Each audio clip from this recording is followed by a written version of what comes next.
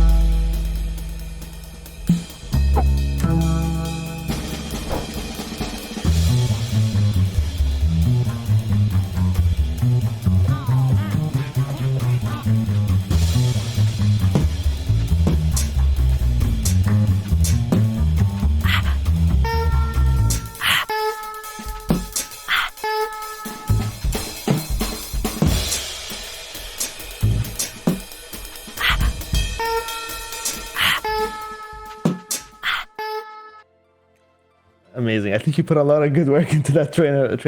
It makes you just like want to jump in and start like playing with it immediately, which we're gonna do. We're gonna get to that. But we'll get to that. We have you've prepared a bunch of demo scenes for us today, so that'll be fun. And there's a little bit of exclusive stuff at the end. But sure. I want to take the opportunity. The fun thing about these Asset Store showcases, we don't just look at the assets, but we look at the publisher as well. And people, may not know you, and they may want to get to know you a bit more. And really, I'd love to know a bit more about the history of moreMountains and why you actually chose to make these assets for the public, and how your experience so far has fed into this. All right. I guess I published my first asset on the store in 2014. Was the Corgi engine. At the time, I wanted to buy Far Cry 4, I think, which had just come out. I wasn't working for Ubisoft at the time, of course, and I was like, well, I've got this sort of thing. It's like a platformer, was like the bricks to make a platformer, but very far from what it is today. And then there was the asset store. I had never tried publishing anything. I put it there, and I was like, if I sell one or two of these, I can buy Far Cry. Turns out it became much bigger than that, and people actually liked it. So I kept building on top of it, and started really enjoying, discussing with users and building stuff. I really like starting projects. I like creating features, and it was nice to get that much input and seeing what people were building with the thing.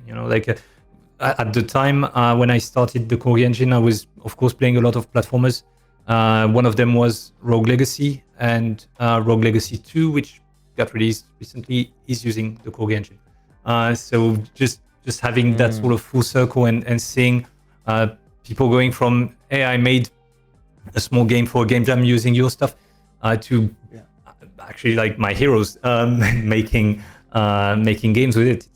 It's a cool journey, and I have a Discord now where thousands, of people discuss stuff and build things together. It's I hadn't planned for any of that. I don't really have a plan, really. It's just I go with the flow, and it's a fun journey.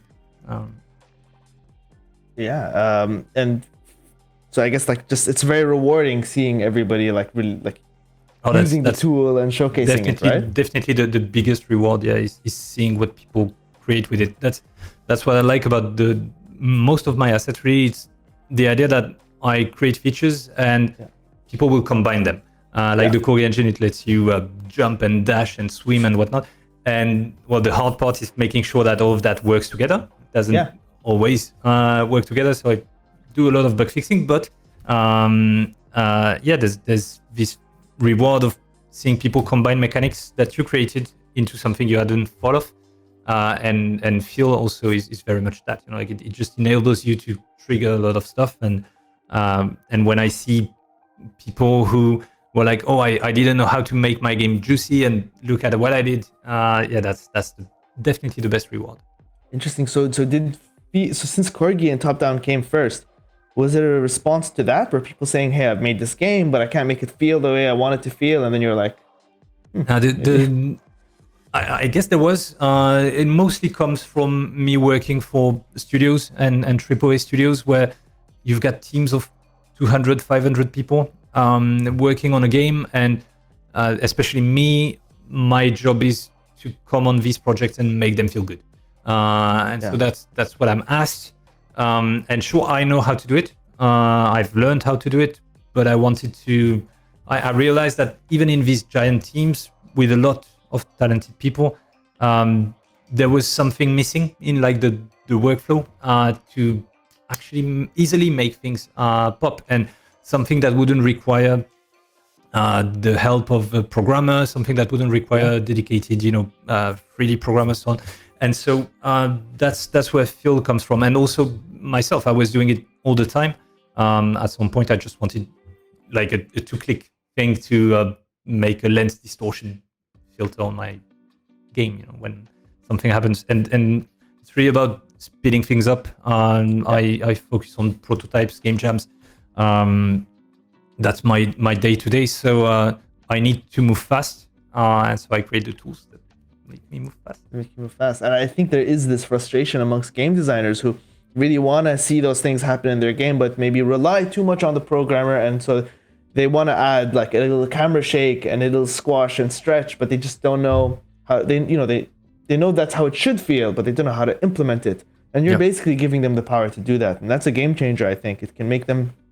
And actually, what I love is it brings the game designer into Unity, right? Rather than just being in spreadsheets or on documents, you can actually jump into Unity and play around. Absolutely. In big studios, you'll have a game designer who in some form of document says, when you shoot, we should see a muzzle flash, and we should see a light maybe turn on, and we should hear a sound, right? So all of that is listed, but it's on paper, and that's given to a programmer who goes through that list, implements it, and sometimes, you know, the list is done. All of these things happen, but it would require somebody to come and iterate, and I think Phil does a good job at that. Amazing. I just want chat to know, and thank you for everybody who's coming in and joining us. Please feel free to ask questions. We'll be taking questions throughout the show as we're looking at different things. So please let the questions keep coming in. So let's jump to maybe, I think this was did you start with top-down engine or was it First one was Corgi engine. First one was Corgi. Then Infinite Runner engine, High Road, top-down.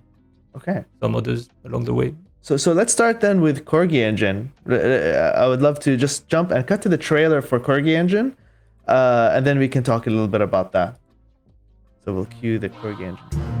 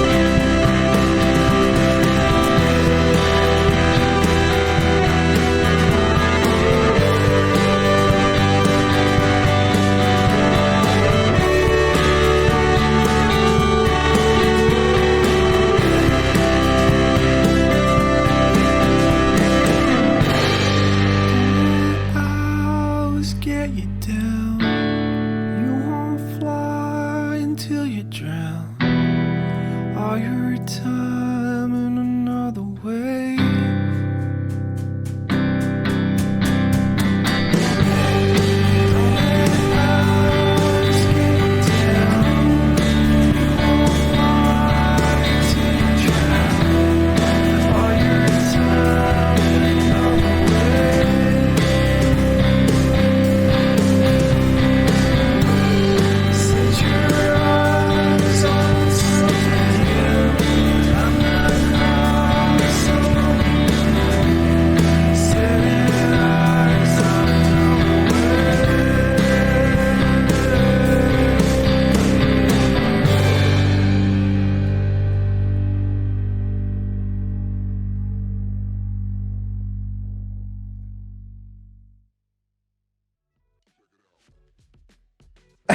Okay, so we're back with the Corgi itself. Renaud, please introduce our guest. That's Annie. She's a Corgi. Her name is only funny if you're French. That's where the Corgi engine name comes from. Like I was making this sort of what I was thinking was a game at the time, and my wife actually came up and said, "Oh, your character, your platformer dude should be a Corgi." Yeah. So that is the Corgi. She wants that. Corgi wants to leave. Bye bye, Annie. Bye. So special cameo from Annie there. Nobody was expecting that. I wasn't even expecting that. She wasn't. She wasn't expecting it either. Yeah. So and you noticed at the beginning of the trailer, so many glowing reviews for Corgi, and that's very important to you, right? Keeping the community very happy. Clearly, that like I'm making these things for the people and for people to create cool stuff with. So it's always super rewarding to see that the feedback is so positive. Mm-hmm. And so for anyone who's like not aware of like what Corgi engine is, maybe we should like talk a bit about that. Sure. So it's a platformer framework, side-scrolling 2D platformer framework. You can make 2D, 2.5D. Use all sorts of assets, but gameplay is flat by design. And basically, it's a giant toolbox containing everything you're gonna need if you want to make a game that is remotely like, I don't know, Mario or Ori and the Blind Forest or Rogue Legacy and so on. So it's got platformer features, jump, wall, slide, all the good stuff. Like I forget them all, but there's like 50 of them. And there's AI behaviors, inventory systems, game loop systems, sound managers. The feedback system that is in Phil is also included in it. It's just, if you want to make a platformer game, it might be a good first stepping stone to build your game on. The idea is that it's fully customizable. It's meant to be extended. It's meant to be built upon. And on the Corgi engine website, there's like a showcase of all the games, some of the games that were published with it on all sorts of platforms, from iOS to Switch to Steam to PS4, 5. So a lot of really cool games were made with it. So that's the perk of the job, I guess, is I get to also play these games, and just enjoy them. Pretty cool. Yeah. And it's just like a framework, right? So the games can look vastly different from one another. It's not like an artistic template or anything like that. No, it's completely agnostic in terms of rendering. So it doesn't do any. It's gameplay mechanics. You can use 2D sprite style maps. You can use spine, 3D assets, whatever. Like the art side is entirely up to you. There's placeholder art for the demos. There's like 60 or more demos now. So you'll get examples of scenes in 2D, scenes in 3D, scenes with gravity that changes as you walk, stuff like that. Basically one demo per feature. And it's you'll see different styles, but you're in charge of your own, you can reuse some of the stuff if you like it. But I would strongly suggest, build your own style and create something cool with it. Yeah, and if you want to like add more features to it, like say you're building the game and you realize how my game needs this specific mechanic, you can like add to it and extend. So it's a framework, fully documented. I hope well architectured, and it's really the idea that everything is modular. Like a character is not like one monolith. It's made of tiny abilities. Jump would be one, and crouching is another, and so on. So you assembled your character using these pre-made abilities, and there's a framework, there's an API, an interface you can implement to create your own abilities. So I've seen people create very unique stuff, grappling hooks and stuff that completely goes in a different direction. Amazing. It's a cool tool. Yeah, and if you want to see some of those examples, you can check the website, right? Which we can post a link to that in the chat. as well as the Discord, which we'll also post a link to in the chat, right? So I'm sure that you have a showcase section on that Discord where people are just sharing. Yeah, on Discord you'll see work in progress mostly. People are sharing what they do, or when they start a Kickstarter or when they release something, people will share it there. You'll see some really cool stuff at the moment in development. There's one project, Reclamation is the name, and it's a platform made entirely of clay, and the person behind it is actually sculpting clay, making platforms out of clay, scanning the thing, and it's looking amazing. One of the most interesting projects I've seen, Corgi engine or not. It's just that's so crazy cool. the amount of work that goes into this thing. Yeah. And on the website, there's like a showcase page with all the.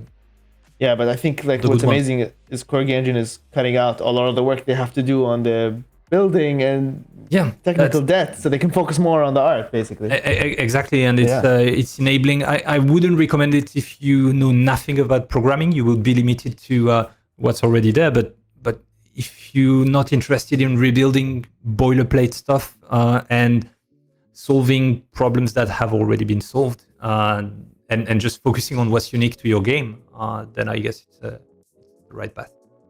So Corgi engine, that's a side-scrolling platformer solution, but also after that you created the top-down engine, which is a solution for any kind of top-down game you're trying to make, something like Hotline Miami or Ruiner or any of these kinds of games. I only mentioned very violent games. Maybe I should mention a more something. Let's be honest, the violent ones are clearly my references. When I started that one, it was definitely Hotline Miami, Binding of Isaac, and stuff like that. Anything that is Enter the Gungeon is Enter the Gungeon, Nuclear Throne.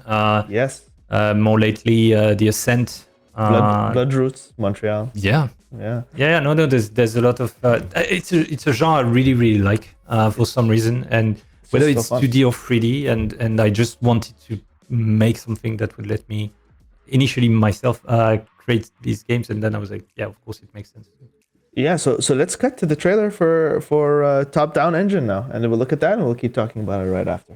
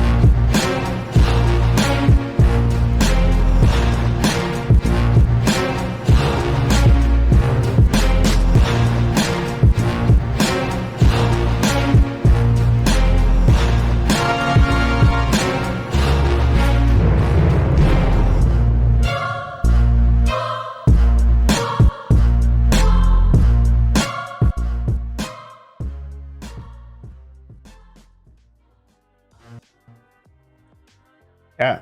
So after building, Corgi engine, then jumping into top-down engine, what was that process like? Did you have to start from scratch? Are they, some of that work fit into this? I'm trying to be smart. I'm only one person, so I'm trying to mutualize what can be mutualized, so that when I fix something on one end, it benefits the other. Mm-hmm. So I would say maybe a third of the code base is shared between both, and then the rest is specific behaviors, because I don't believe in like a one-size-fits-all giant framework that would handle platformers and top-down. I strongly believe in picking the right tool for the right job. So it's really this idea that these are specific behaviors, specific scripts that will cater to that specific genre. And then the way I do it is when I come up with a nice new feature, like right now I'm working on a minimap system. I guess there will be an implementation on one end and another on the other, if that makes sense. Yeah, and we have a question from the chat. Do you know yet if top-down engine is compatible with Steam Deck? I guess it is. I guess it is. I don't have a Steam Deck to test, but as long as Unity runs on it, I don't see why the top-down engine wouldn't. Okay. Yeah. So I think we've covered the Corgi engine. We've covered the top-down engine. That leaves us with Feel, the main topic of today's show, where we're actually going to jump into the editor and showcase a lot of different things. I don't think we need to play the Feel trailer again, but we'll play some of the B-roll while we're talking about it. But I would love to know what brought you to making Feel. All right. So it was really this idea of working with a lot of people at relatively big studios and seeing a need, I think, for having a way to add feedback, add feeling to a game. But it can be menus, it can be gameplay, it can be anything. And that's something that came, I guess, naturally to me because I've always been very much into that specific subject. But there was no tooling for that I could see and no workflow that I could recommend to others. So at some point I was like, I'm just gonna do it. And it's extremely fun to work on that project. It's by far my favorite asset, and I would go as far as saying one of the best products I've created so far in my career. Just because it's very, very atomic pieces of feedback, and when you assemble them together, you can really improve micro interactions. So the idea that when the user does something in a system, the system communicates back and say, I've understood your command. You wanted to jump. Here's a jump. I'm producing a jump for you, and a good jump. It's going to be a mix of sound, animation, particles, squash and stretch. All of that comes together to make something satisfying. And if it is satisfying, then the player probably will have a better understanding of what happened. So a better understanding of the game rules, and also a need to do it again. And if you manage to combine these two things, understanding and satisfaction, then you've got a micro interaction, the building blocks of your game. That is good, and then you can move on to the next one. And when you say atomic parts, you talk about it is built in atomic parts as well, right? And so that makes it. You were telling me earlier about how it makes it also very fun to build, and how things are not really interconnected in the process of building. I'd love to hear about that. Compared to, let's say, top-down engine or the Corgi engine, when you have an ability that lets you double jump, but you also have another one that lets you dash, and another, you have all of these things that can be combined by users. You need to make sure that all of that lives together nicely. When working on Feel, if I make a camera shake, it has no impact on the light in the scene that I'm also blinking. So each of these unique feedbacks is much easier to work on for me, and so that means less hours spent on debugging and more time spent making fun stuff. Okay, so I think it's the moment that everybody in chat has been waiting for. We'll actually look at Feel in action, how it's being used, and I think by the end, if you stick around to the end of the stream, I think you'll have a very good grasp of how to just jump in directly and start using Feel. So I think that's going to be a good fun. So let's start with you have a demo for us which has a list of effects. Yep. Right. So let's look at what's inside Feel. What do we have in here? All right. So first I'll show you what the demo looks like. Great. That's not what I wanted to do. This one. All right. So this is like the Feedbacks Bible. So Feedbacks is a library included in Feel. Feel is made of tools, which is like a suite of helpers for all sorts of stuff. We can maybe have a look at that later on. Feedbacks, which is what I'm going to show you now. Then a lot of demos and nice vibrations, which is a solution to do haptic vibrations on mobile and gamepad. And all of that makes Feel. And this demo is not the most spectacular of all, but it's got this list on the left of all the individual feedbacks you can use. So, for example, there's a feedback to play an animation, and when you press the button, it plays the animation. There's one to control rigid bodies. In this case, I'm adding a random force. Same for 2D. So field is agnostic. It doesn't work in 2D or 3D. It works with Unity. So you could do all sorts of games. There's stuff to very simple stuff like set a game object active or not. Right. And then there's more complex stuff like signals, which are systems that will let you broadcast a value, and it can be picked by any object in the scene. And in this case, I have one feedback. All the tiny rocks are individually listening, and they're doing stuff based on the value I project. Then there's stuff to control the camera, like the field of view. You can, of course, do camera shakes, all sorts of camera shakes. There's support for Cinemachine as well. You can zoom in, zoom out. You can flash stuff. And I'm going to show you in a second, but all of that is, of course, customizable. Like you see one examples of the you can make your own flash. Yeah, you can make your own flash. It could be a red flash. It could be red. It could be, a different curve. Anything you want. You can do fades. You can do rounded fades or any stencil that you like. This is like a Corgi head, but it could be anything. And then there's stuff that I'm not sure myself what you would do with it, but you can play with the clipping planes if that's the thing. Like maybe you're doing a scanner implementation. You can transition between different machines. Then there's support for post-processing. So this demo specifically is using the built-in renderer, but there's also support for URP and HDRP separate for their own suite of post-processing. And that lets you control bloom, chromatic aberration, so that's like on the edges, weird color grading, change the depth of field dynamically.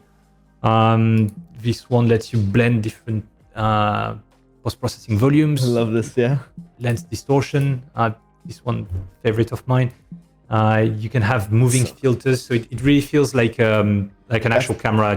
When back in the day you would move a filter in front of it, and you can play on the vignette as well. That's when you're super low health. You put the black and white filter on. That's a very good use of it.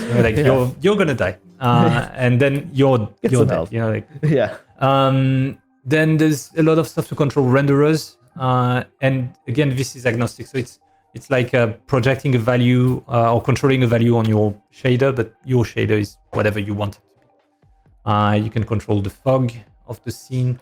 You can switch materials on the cupcake on the right.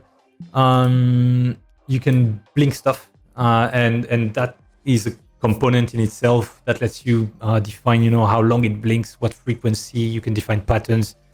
It's complex. The shader controller lets you control value on a shader, any value you want, move it along a curve, do whatever. This one, when I did it, I was so happy because it's something that it's a recurring need, and I wasn't finding any cool way to do it, and this one is good.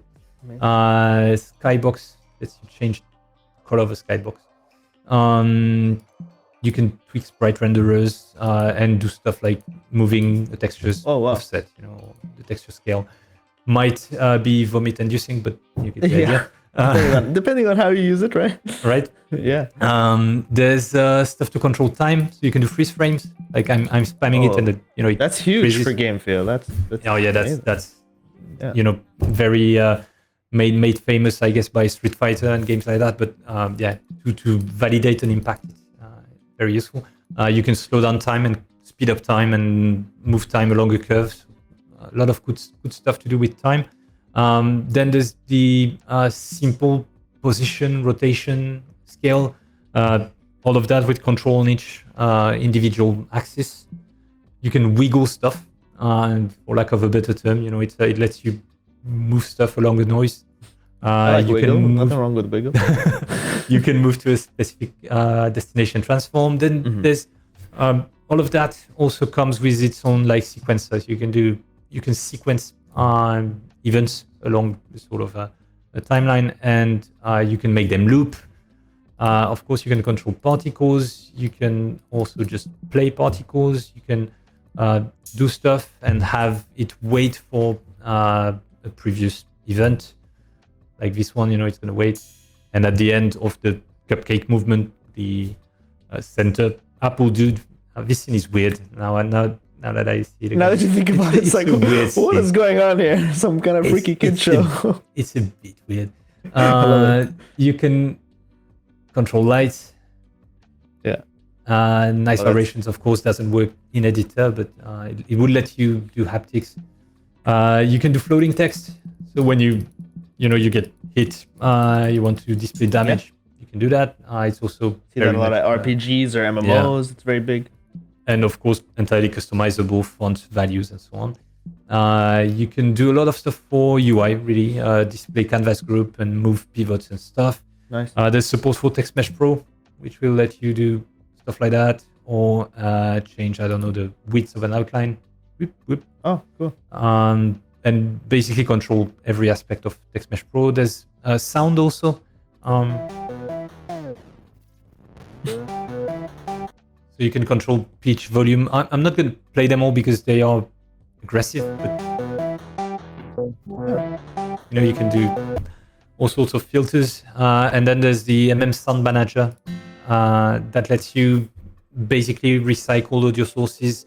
And generally, it's a mini wise that it lets you control tracks separately and so on. Very emphasis on mini, but it's mini by design also. Like with that, you can cover most of the stuff you would need for a small game. It's not trying to compete with You're not trying to be wise, basically. No. Or something like that. Yeah, definitely not. And so under the hood, the way it looks is in this scene you'll find canvas. In that canvas, there's a scroll rect and a lot of buttons. That's all the buttons I was pressing on. And if I press play again, under each of these buttons, we'll find an feedbacks object. And for each of these, you'll find the list of feedbacks that is playing. So all of them have like a click sound when you press them. And like in this case, I've selected the lens distortion one, so I can play it. And of course, I can change values. So I do a much bigger distortion, like that, or I have this curve here, and I could change that curve for something else, like this, and it plays along the curve. So for all of these feedbacks, I can also define a duration. Now it's taking longer. I can decide whether or not I want values to reset, and for all of them, I also have control over the timing. So I can add a delay, I can add a cooldown duration to avoid spamming them. I can interrupt them, I can have them repeat, like all sorts of controls at each feedback level and also at the sequence level right here. So that's basically the basic demo, and maybe we can move on to the more fancy ones.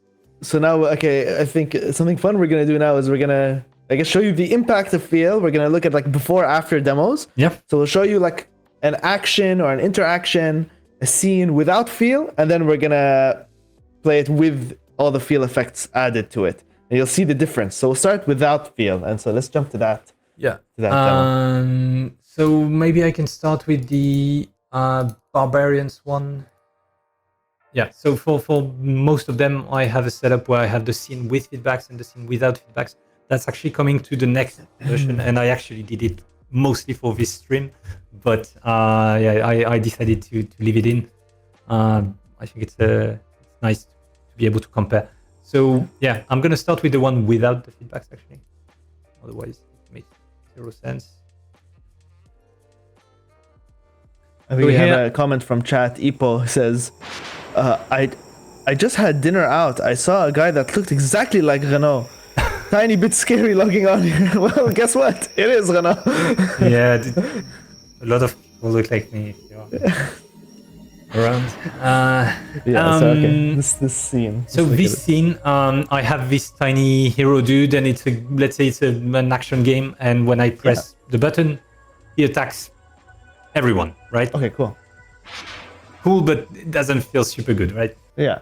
And if you add feedbacks to that, It's kind of like a spell in a game where you just go hit everyone. Exactly. Yeah. And you can make it better. Oh, So now we have the damage. We have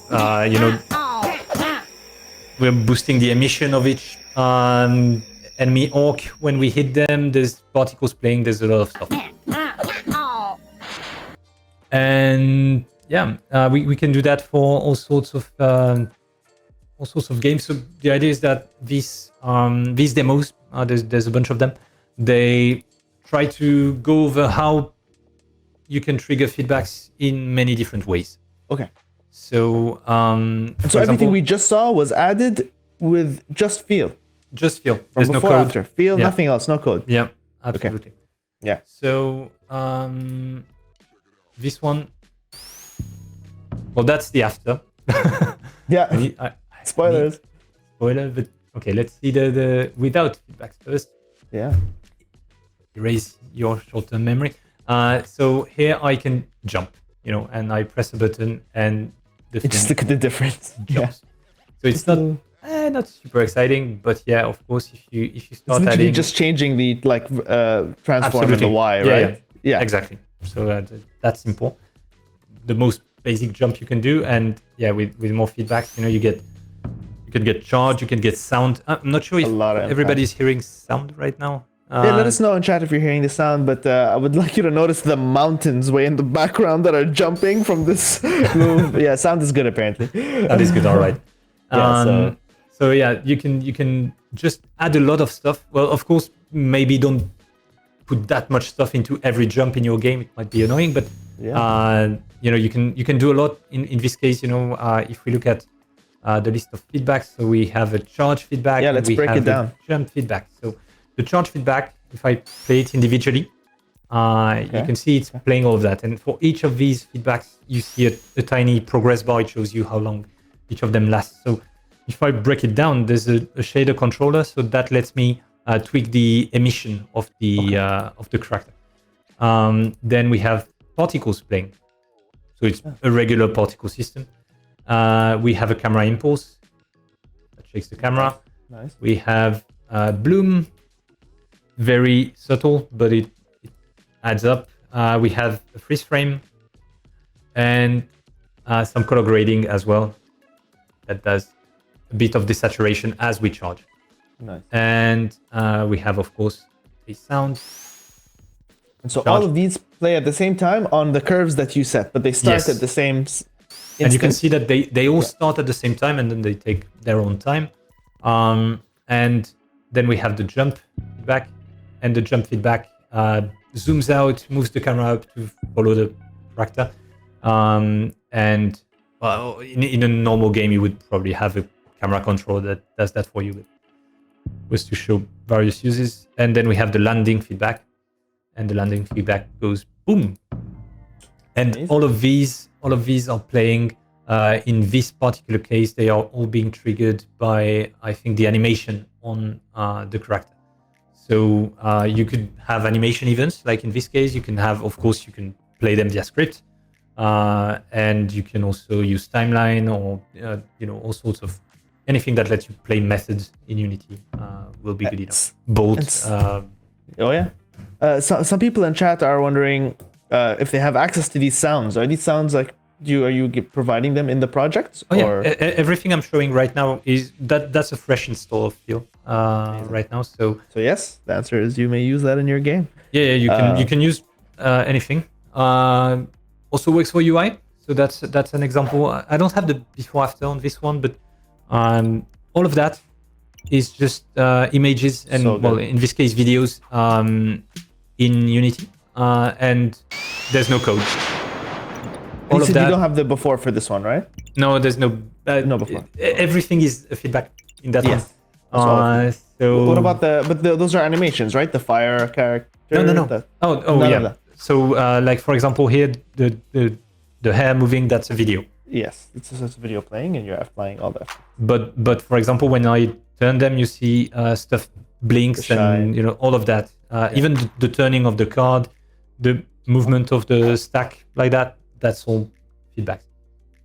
The duck, the duck is an example of a 2D 2D scene. Yes. So it's basically the same one as the People in barbarian chat jumping. are talking about how excited they are to start playing with feel now. They're like, I've never been so excited to play with an asset before. And I completely agree. I just installed feel into my own project yesterday, and I'm not just saying that. I literally did. So, No, that's good to hear. That's the point of feel.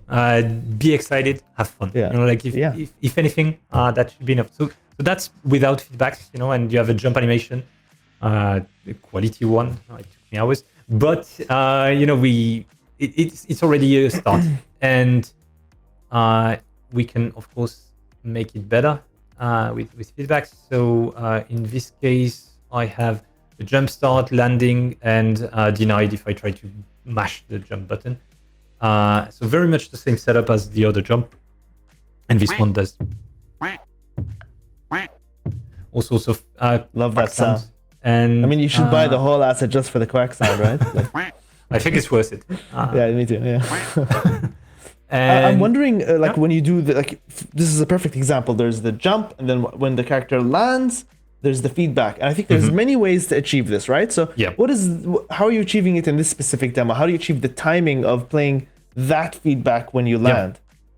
So in this specific demo, let me double check, but I think, okay, so this one is code driven, I think. Let's see. I'm opening it. Could be code or could be animation, I don't remember. But either way, we'll figure it out soon. Let me bring that here. All right, so here I have my duck class, and as you can see, it's very simple character controller. Basically what it does is every frame it looks for input, and if I press the jump button or click on the mouse, it jumps. And the jump method is actually just playing a feedback, the jump feedback, and you can see playing a feedback, it's one line. I can make it bigger. So that's how you play feedback. That's all you need. So you declare one at the top somewhere. You say public feedback, jump feedback, or you serialize it or whatever, and then you get to play it. So in this case, it's all done through feedbacks. The feedbacks are playing the animation, they are moving the character, they are doing everything. You usually maybe I can show a different example. The snake could be a good example. So this one is a complete game of Snake, where you can only turn left. Nice. And you get to, you press space and you turn left. Like that's basically what it does. And you get to one button game, and you get to eat pellets. And if you bite yourself, you lose a point. Okay, simple, but not very juicy, right? So there's the improved. I love this one. Version. I'm playing the same thing again. Snake. All right.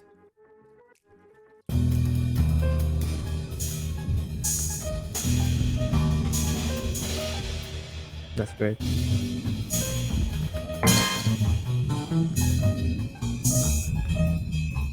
All right, so you get the idea. Yeah. And so this one has feedbacks for pretty much everything, and this one is more of an example of something that would be an actual game. You have more than one script. You have colliders. You have pellets that you eat. So it's close to a real. This is not really a scene. It's more of a full game, actually. It's more of a full game. It's not just this. Yeah. And so, for example, here I have my Snake controller. So this one handles the actual logic of turning and colliding with stuff and so on. And for example, every time I turn, so I have this turn method that gets called by input, and it's going to change it changes the direction, it rotates, it does actual game logic. Yeah. And it also plays a turn feedback. And that turn feedback in turn is right here. And so the way it works is I have my controller here. I've declared a bunch of feedbacks for turn, teleport. Teleport, that's when I reach the end of the screen. When I eat something, when I lose a part, and I've bound simply by drag and dropping like that. Which one was that? Teleport. and you take your turn feedback and you drop it into your turn feedback, and that's it. You're done. And now you just have to call play feedbacks, and at the point in time in your logic where it makes sense. And what it's going to do is it's going to play all these feedbacks, and you could add more. Like adding a new feedback is super simple. Like here, I would add a pause after all of that, and I could add a light feedback, and then I would bind a light. We're going to do that in a minute. So that pause is really interesting. So you have many different ways to achieve something. You could do it like this with the pause to like time things to your animation, or you can actually use animation events if you like to trigger things, or you can use timeline and integrate it with timeline, right? So basically whatever your workflow is, the way you prefer, whatever makes sense for what you're trying to pull off, you can do it. Like there's no real restrictions here. Yeah, no, there's no restriction at all. If your workflow lets you, basically it's a public method, play feedbacks, and there are a few others, you can stop, pause, and so on. But if your workflow lets you call public method, and I hope it does, because that's sort of the building block of Unity, then you can do it. There's no limit. I've seen people use Playmaker, Bolt, Timeline, Do Twin, all sorts of things. Yeah, we have a question from PD Firefly. Got feel when it first came out and have been loving it. Was wondering if you planned on adding Cinemachine feedbacks that controls FOV and camera properties. I think we just looked at that, right, Renaud? I think there's FOV already. But we just changed. I'm definitely taking requests. Cool. And I have a huge backlog that I'm going through, one at a time, and trying to release updates every month or so. Like this was released in May, and we are 251 already, so a bunch of updates. But yeah, just send me a message on the contact form. I'm taking requests. Always happy to get new ideas, and I'm always looking for new stuff I could pilot with the feedback. So definitely bring it in. Throw your suggestions in the chat right now. I'll just suggest them to while you have him. He's live. Coming to the next version, there's collider specific stuff that lets you rescale, resize, because they're not like mono behavior. But yeah, got tons of them planned. Okay, amazing. Yeah. Do we have any more before after things to show? Yeah, actually we do. There is the HDRP and URP specific demos. Okay. So because of the render pipeline differences, they are in separate demos, and you will need to open them in a different project. Like in this one, I'm in a URP project to see them. And this is the URP demo, and that's the one without feedbacks. So it dabbles as like the other ones. You can do stuff from the control, but you can also play, because it's also a game. Yeah. And the goal is to, playing this kind of game on my Game Boy Classic. Right. Yeah. So the goal, of course, is to knock all the pins down, and it's working, right? But it's not very juicy again. So there's the version that feels good. Look at that. You got the field of view.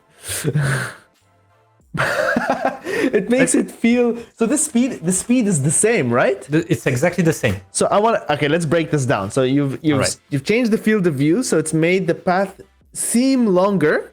So it looks faster because you're moving over what looks like a greater distance, but in the same amount of time.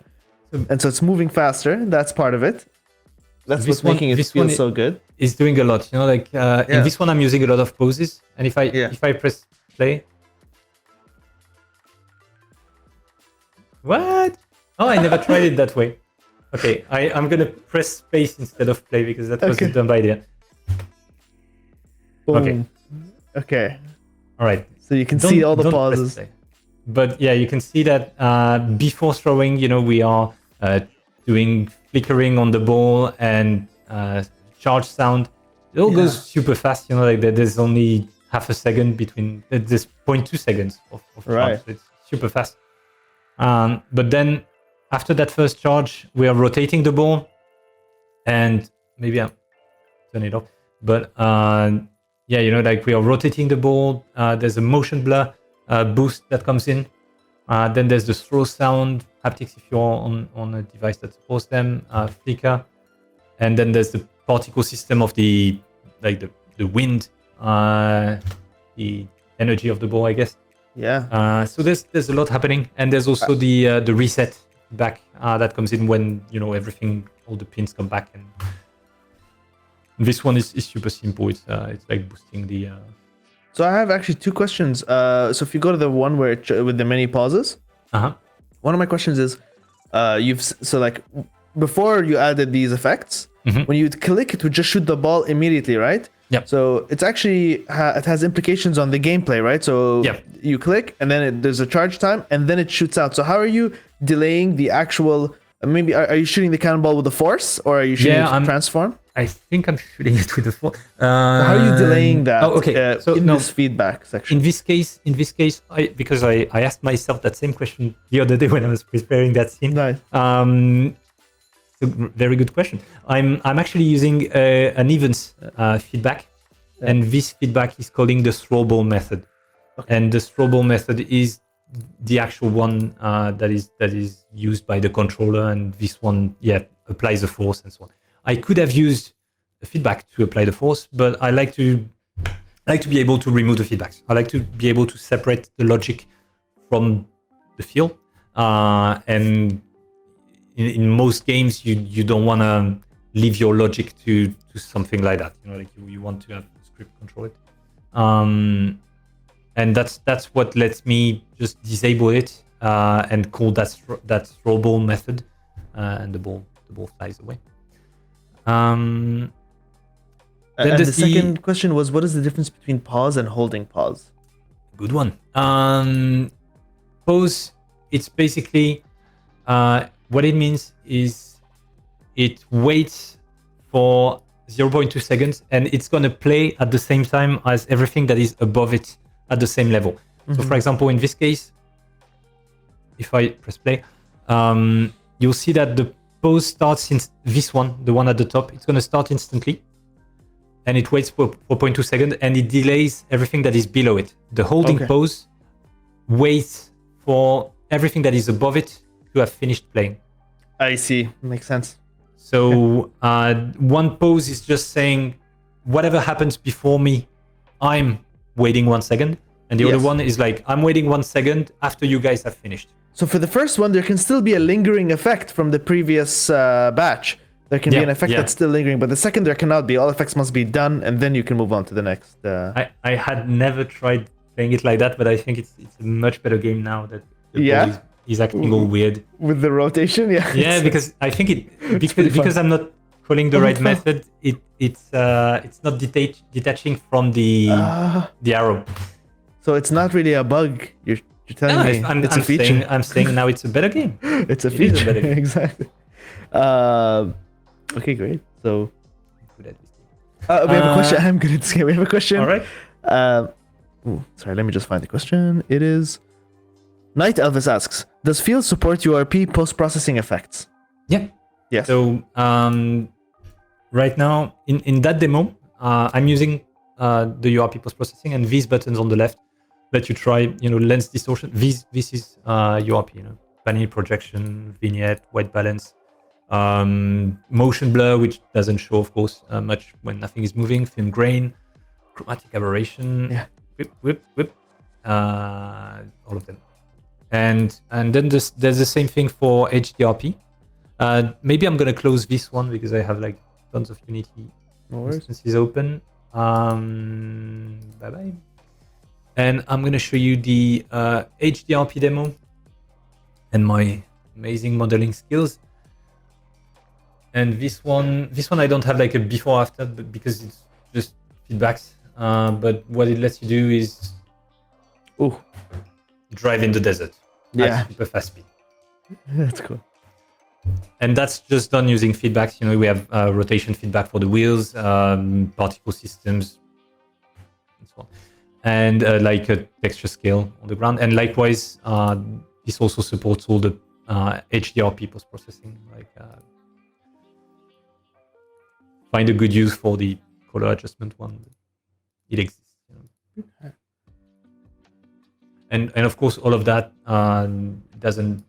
Maybe it's not obvious, but if I open them, maybe color adjustment, you can tweak them a lot. Like you can tweak the remap every channel, so that when you play them, you get something very different. Oh, cool. And equally useless. It's a fun way to experiment. Yeah, definitely something you can play with a lot. It's as deep as the actual post-processing it's controlling. Okay. So this is the next demo, or like a version of the next demo of the top-down engine. And something I got a request for a lot was the ability to do this. So the idea that you have a character that can aim in a certain direction, move in another. And there were examples of that, but not that specific behavior. And people like tanks, I guess. So I was like, okay, let's make something. And right now, in this version of that demo, I can move around, I can shoot, and that feels already good. But I have this big cannon, right? So I can shoot 10 bullets, and this feels underwhelming, I guess. It's not very good. So we're gonna try to see if we can fix that. One of the first things we can do is we have our tank here, and as I was driving it, you can see that it's it's got these nice, nice, I don't know, it's spheres, but it's got these particle systems that play when I move. But when I'm not doing anything, the tank just sits there and it's not moving. And I feel like tanks should be more alive than that. So of course I could do an animation, but because Phil comes with a lot of built-in helpers, I can make that thing a bit more alive quickly. So I have my tank prefab, and I have here the body, and I have the wheels, and I have the turret. So what I'm going to do is I'm going to select the body, and the body is this part, and maybe just the base, so that the part above the wheels. And I'm going to add a wiggle component to it. I'm going to play on the position. I'm going to move it on the noise. You can see I have tons of options here. And I'm going to go with just the y-axis and not move it a lot. Frequency of 10, something like that. So if I press play now, you can see I have the top of my tank that's moving a lot. Just more jittering. Before. Yeah, it's jittering. And so if I copy that and I paste it on the turret and make it as simple as that, a bit more, just so that like it's bouncing on top of the other one. Yeah. Now, I love that you can just copy effects, copy paste the components. I mean, it's just how you would usually use Unity. And I could tweak that for hours, but at least now we have a tiny tank that feels a bit more alive than it did a second ago. And we already have a suggestion from the chat for something to add. And but sorry, before that, I just want to say thanks again to Lanalux. I see Lanalux here in the chat. How's it going? So everyone, please go check out Lanalux's channel. Go follow her. Follow us at Unity as well for the rest of the streams. This week we have another Asset Store showcase tomorrow and another one on Friday.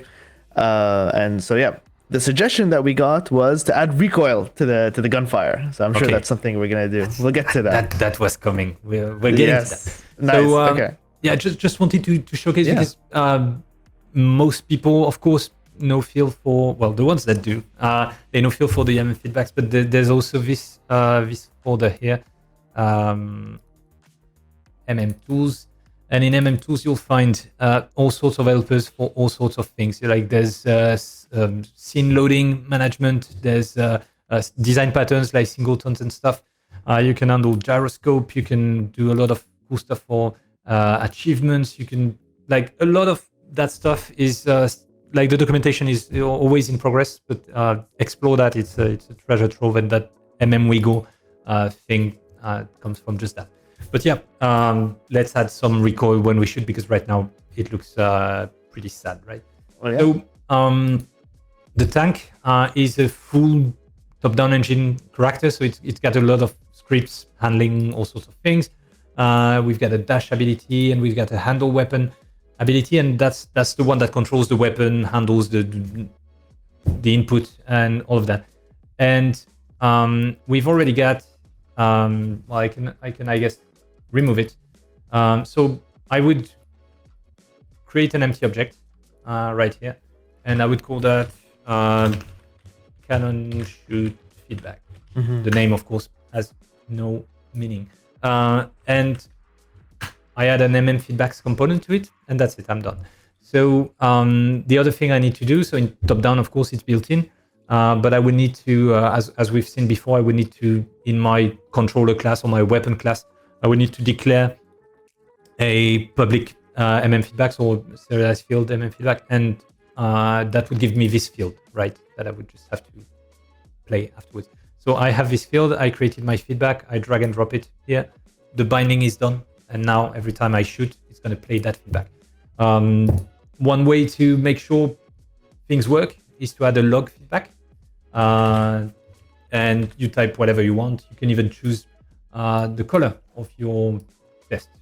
And so what I'm going to do is press play, shoot, and we can see the feedback is playing. We can even see it blink here in the inspector. Okay. So now we've made sure that every time we shoot, we're playing that feedback sequence.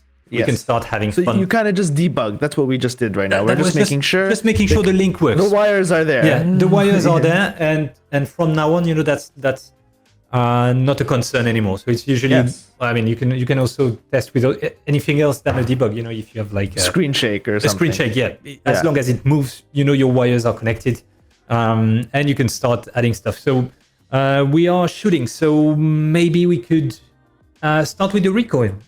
So one way to do that would be to use the transform position feedback. So what I would like, I guess, would be to find my cannon somewhere. It's this part. So I spent too much time doing that tank over the weekend, but yes, a lot of people are in the chat are asking where they can get this tank from. It's going to be in the next version of the top-down engine. It's my new moreMountains tank. Oh, there you go. Yeah. Branded and everything. yeah, branded. I mean, it's 8 hours in Blender and learning how to do models. That's fun. But all right. So I have my turret cannon, and I'm gonna move it along a curve, and I'm gonna move its. Where is my cannon? Okay, I'm gonna move the Z position only because I want the cannon to move back.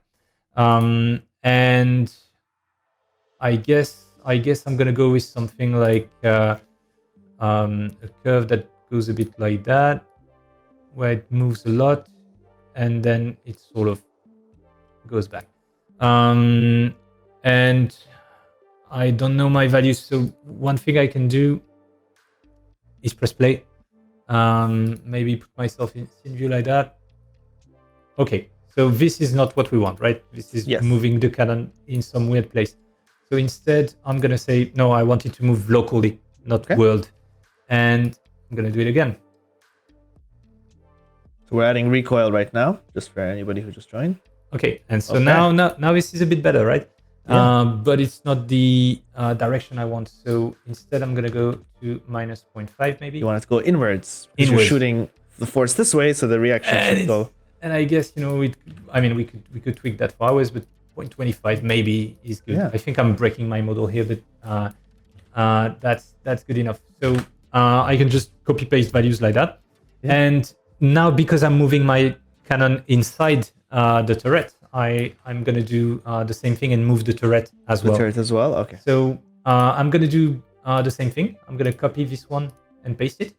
And now because I have two position feedbacks, the names are the same, and that can be confusing. So I'm just going to rename that one to turret position. Well, no, that's actually the cannon. Cannon. I'm going to leave that typo.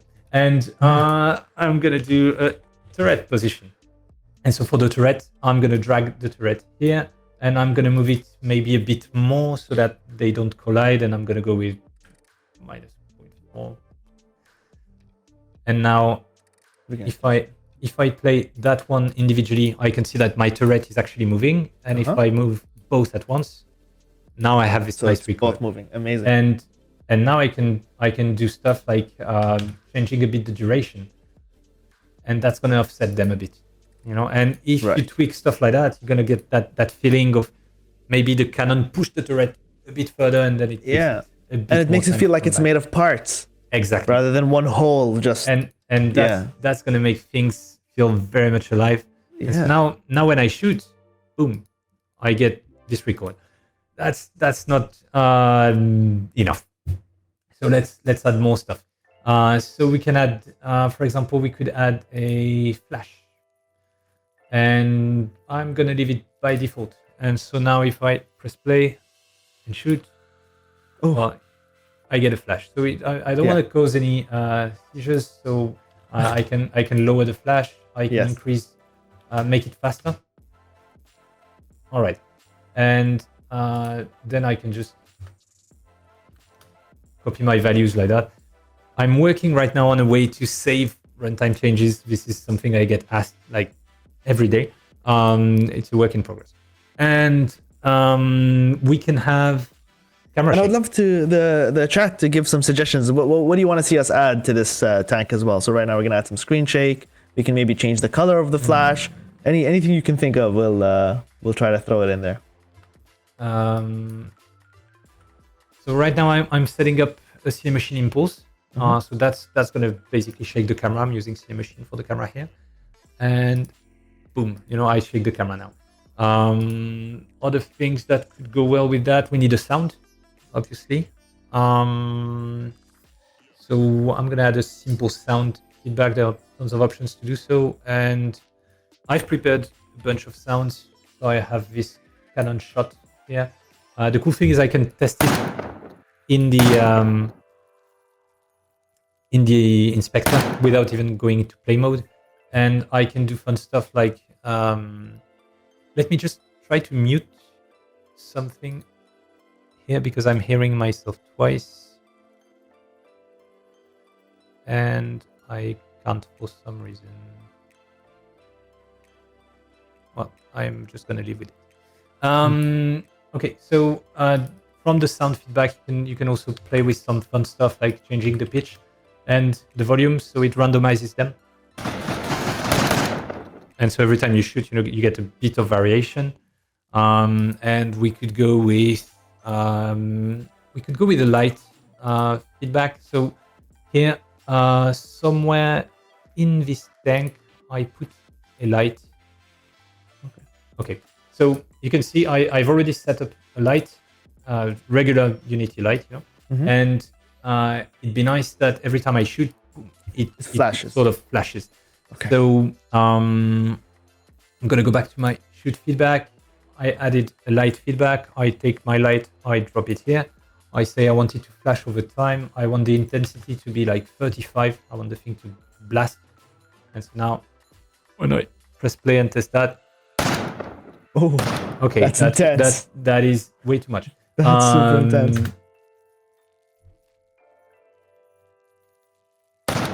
That's still way too much. Maybe just one? Yeah, maybe that's too much. 1? 0.1? Maybe 0.5. I think I'm gonna uncheck that. Try again. We have a lot of great suggestions. Oh, okay. Well, that's better. That's better. That's cool. I can work with that. We have a nice suggestion, which is can we make the whole cannon get bigger? So all together, just like a little bit of a stretch. That's a good idea. That would be nice, like a bit cartoony. Definitely a good idea. So that would use the scale feedback. Yeah. And in this case, I would take the. I guess I should have parented my cannon. That was from Mopotronic who asked that. All right. Turret cannon, and let's see what we can get with that.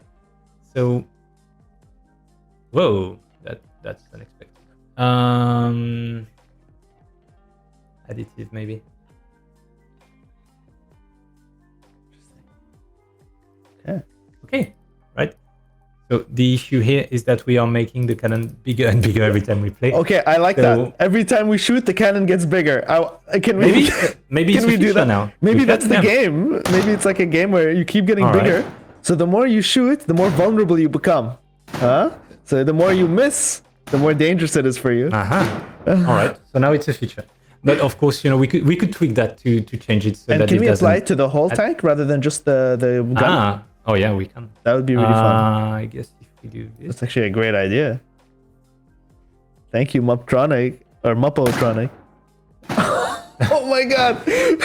Okay, maybe we want to tweak that a bit. Maybe let's reduce it. Maybe that's I think, by the way, I could do this for literal hours, just adding stuff. This is like a lot of fun. Yeah. Maybe I should start from 0 and 1.1. Yeah. 2.1 maybe. The thing is, I have other scripts controlling that specific model, so it might go a bit crazy, but I think this is better, and then we can make it more visible like that. Okay. That's great. Okay. Well, this time, it doesn't stay big. But it's not staying. So how did that difference happen, actually? I changed. I think I changed additive. I changed the remaps. So basically, what this is saying is that based on top of the existing scale that is finding, it's going to move from 0. It's going to add 0 up to 0.5. So I got it. Considering, let's say the scale of the tank is 1, it's going from 1 to 1.5 back to 1. But if we really want the tank to be to remain at its big size, then if we do that, I'm gonna go from 0 to 0.5. Yeah. I'm not resetting at the end, so it should stay big. Got it. It's not going back to 0. I love that. And isn't it a game, right? It's like, you're not just. It's not just feedbacks. It's also you can experiment with ideas, beyond You could technically, the snake game or some others, you could technically make everything via feedbacks. I would recommend trying to keep that to not gameplay logic, because it's going to be harder to debug. At some point, you're going to have 20 scale feedbacks fighting each other, and you're going to be like, what's happening? So maybe we should have it remap back to 0, and then we can add. I really like this one, a visual effect where the projectile hits. So maybe when we hit one of these barriers, we can add a little shake to the whole block. That's a good idea. And I may have prepared something for that. Oh, so nice.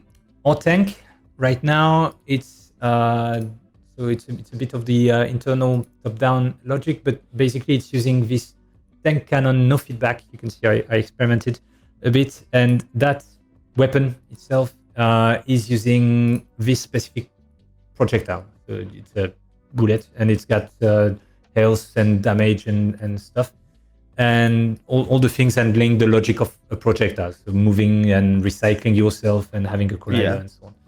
And it has a hit feedback that is not done at all. So I'm gonna create a new one and say hit something feedback, and I'm gonna create an MM feedback just like we did for the tank, and instead we're gonna be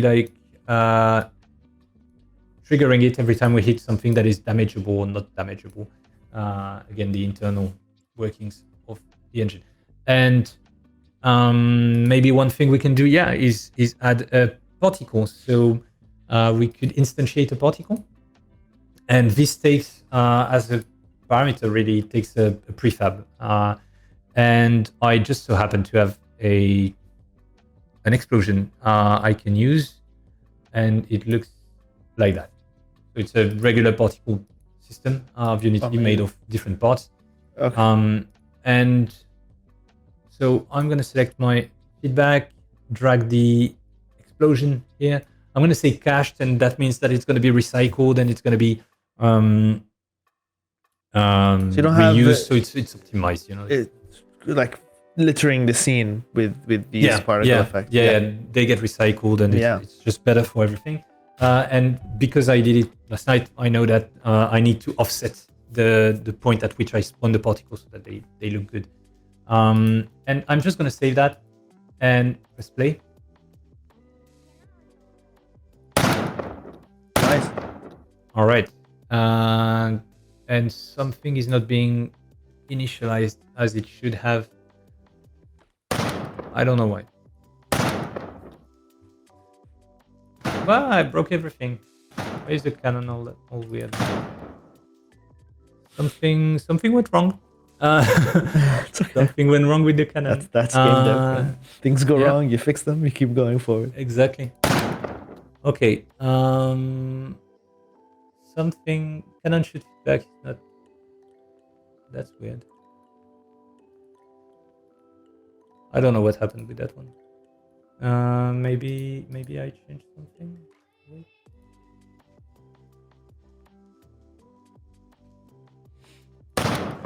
Well, it fixed that thing, but it broke the cannon position and turret position now.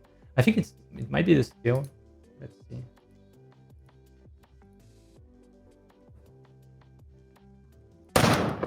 Okay. Well, now it's working. Great.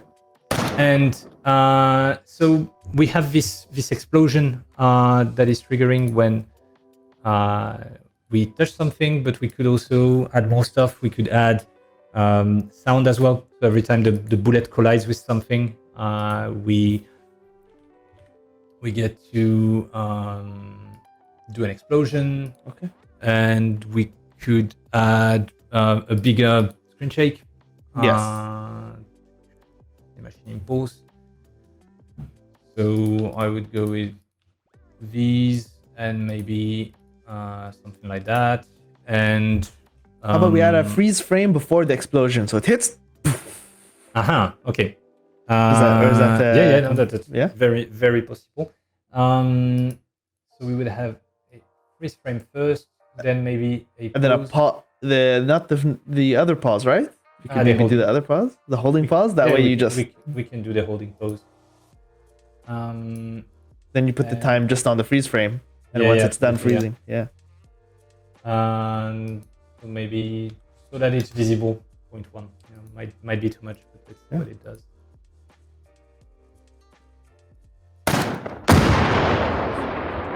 So maybe if I, so I'm moving right, and that freezes me in time, And yes. When we get the explosion.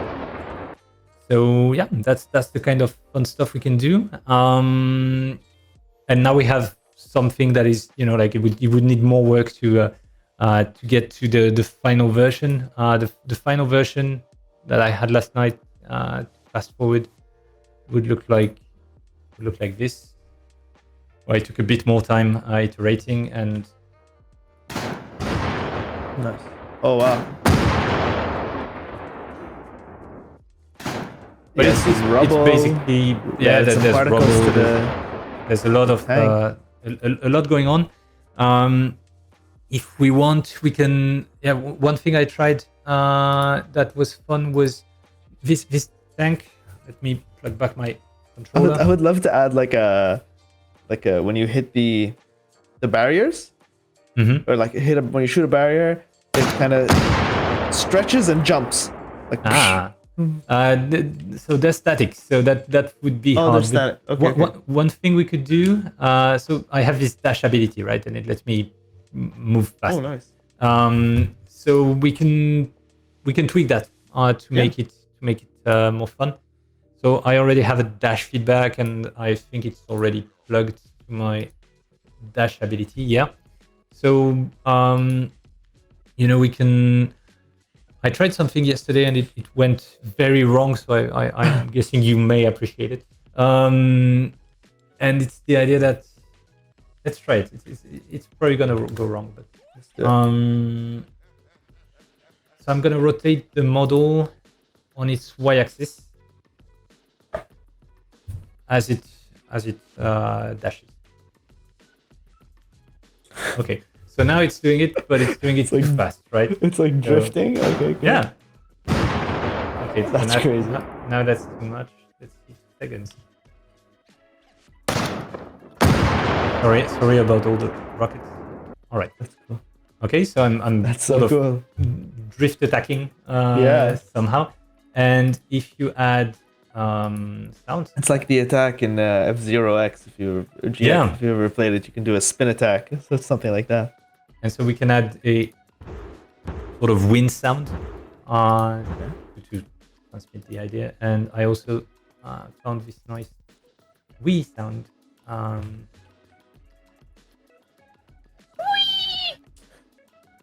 And when you combine all of that, instantly.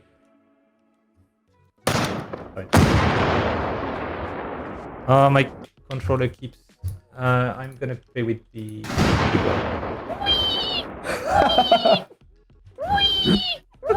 It's a masterpiece. Right?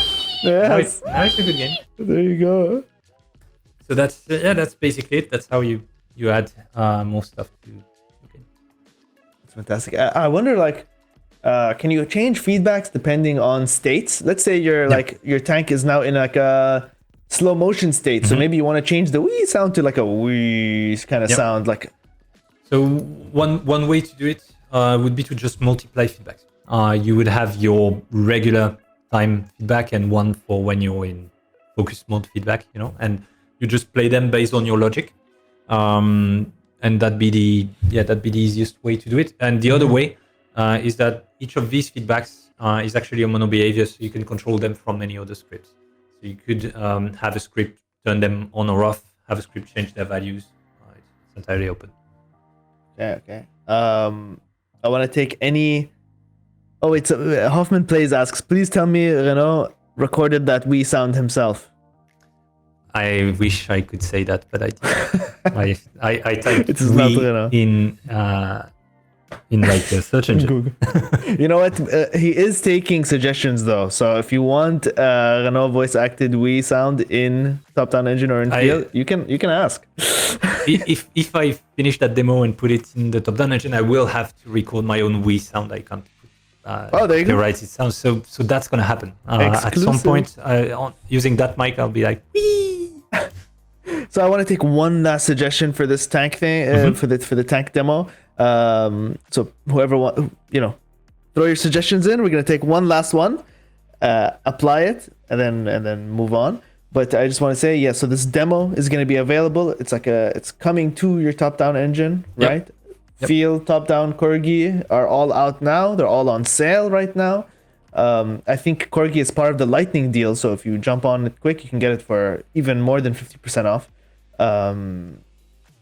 But yeah, everything else is about 50% off. So let's see one more great suggestion. Yeah, throw out your final suggestions. What do you want to add to it, Renaud? If we jump back to the scene, what do you think? What's missing? Or what would not what's missing, but what would be what would be fun? What would be fun? So one thing we can do that I haven't shown yet is we could sync everything to a music, right? Mm-hmm. So for that, I would have to unstaticify my blocks here. Okay. And so let's say I'm gonna create an audio source and put it in the level. And I'm gonna look for some music. I have the koala background music from another demo, and it sounds like some music, right? Yeah. And then what I can do is put an analyzer in it and go audio analyzer. And what this does is at runtime, not sure if I my source. Yeah. So as you can see at runtime in the inspector, I get this nice equalizer, and basically what this does is it cuts the audio spectrum into bands, and I can then use the values for each of these bands to do stuff. So I'm gonna do I'm gonna add this thing. Let's say which one will be in view. This one. So I'm gonna add a property. No. Damn, I forgot how I was doing that before. Give me a second. Maybe a float controller would work. Yeah. So I'm going to use this object as itself. And you can see that this class, the float controller, is super useful. Lets you control any value on any object. Like it's going to pick from classes it's never seen before, and it's just going to build this list. And in this case, I want to target the transform, I guess. Why don't... It's not doing what I wanted to do. Disappointing. No, ignore that. I should have prepared. Oh. Uh, Freeman in the chat says, break those walls. Freeman, our producer, wants us to break the walls since you've made them not static. yeah, I can break Hoffman, yeah. Hoffman Plays says, bot feel. I think I need top down now. It accomplishes so much stuff I've hand coded. Yeah, you can, I mean, that's what it's there for. Yeah, I don't know. There's something weird with these prefabs. It's not doing what I want, but yeah. This one will be in the... Oh, I can maybe show you in... Oh, no, I closed it. No, I won't be able to show you it. Next time. Next time. What were we going to do? So we were going to change the colors and have it move to the music or something? Like have the blocks react to I wanted to, but it's... for some reason, it's not going to be as easy as I thought it was in that context. You know, like I can open fill again and see if it opens quickly, but yeah, sure. I mean, you can do that, and in the meantime, we can make we can make these disappear. You said you have a set active, so we can we can turn off the object as we shoot them with the explosion. Yeah. So maybe we can even add a fade or something like that. One thing we can do that I haven't shown. I'm gonna mute the audio because here I have a crate, and that crate has a health component. Oh, right? Great. So also using a built-in class in field, it's drawing this tiny health bar above it, and nice. So when I shoot at it, it updates the progress bar, of course. And you could go crazy with that and make very much more impressive progress bars. I've reopened field, and yeah, there's the progress bar demo. Right. Which one I skipped it earlier, but you know, you can do normal progress bars or you can do field powered progress bars. Yeah. Like that, where you know everything is a bit more juicy. Yeah. And yeah, the where is it? I want to show you the sound one. Brass. There we go. So in this scene, everything is, so we will find the same stuff as before. So if I unfold the stuff, we have a background music playing, so regular audio source, and we have our audio analyzer here, and it takes a bit to set up, and we have a lot of blocks in the scene. So the scene looks like this, and we have blocks pretty much everywhere, and the ground is made of blocks as well. Each of them has a radio receiver, and the radio receiver is going to sort of listen to the volume of the sound. And when you press it, press play on it. Oh my. Everything dances to your music. To the music, okay. That's a great way to just have a scene, even if it's something subtle, right? Yeah. Like, of course, this one is like showcasing each and every way to do it, and it's of course too much. But imagine a Mario level where the clouds in the background would be like dancing and jumping, or blocks are changing color or something like that. Okay, so I think that's everything we have to show, right? For field. So yeah, thank you so much, Renaud. Thank you so much to everyone in the chat for it was absolute pleasure. Thank you to everyone in the chat for all the amazing suggestions, for being so enthusiastic. Renaud, I want to end this by asking you, what are some final takeaways that you've had from working as a publisher on the Asset Store for so long and having developed so many amazing products? What are some takeaways for yourself? Like, what have you learned on the journey? And also, what what lessons do you have for game developers and perhaps other publishers as well, publishing on the asset store? I guess clearly that has made me improve, by many orders of magnitude my skills in programming, in Unity in general, art also, and just because having so many customers, when you work even on a AAA game, you're working with a few hundred people, but now I'm working with thousands, and I'm taking their requests, I'm taking their bug reports on a daily basis and fixing all of that, and the code in these assets is much more robust than anything I've ever written or even seen at companies, because when you're doing gameplay code for a game, you only have so many use cases to support. But when you're making an asset for the asset store and these kinds of assets where you let people combine a lot of stuff, then you need to have code that is much more resilient than you would find in a normal production. So that's definitely interesting, and it's a set of good practices that I can even reuse when I'm even doing a game jam or whatever. And it's a lot of fun. And again, seeing what people come up with using these assets and seeing them evolve. Like even on Discord, I've met people that started as hobbyists and who are now working for actual studios, and seeing them grow while or alongside the assets, that's super rewarding. The sense of community around these assets is great, really. Yeah, I think it always comes down to, especially when you're a publisher, it always comes down to the community you have, and because they're the ones who are going to be supporting you and pushing things forward, giving great suggestions, as you said, and you say you're updating these every month, right? So is that the cadence for all of the tools, or? Not all of them. There's a I can show you. Just a second. For example, if I go to you guys see that, right? The Corgi engine page, web page. So that's the releases history for the Corgi engine, and this shows all releases like that's on the left it's 2015, and on the right the red bar is today. So I'm trying to release stuff multiple times a month.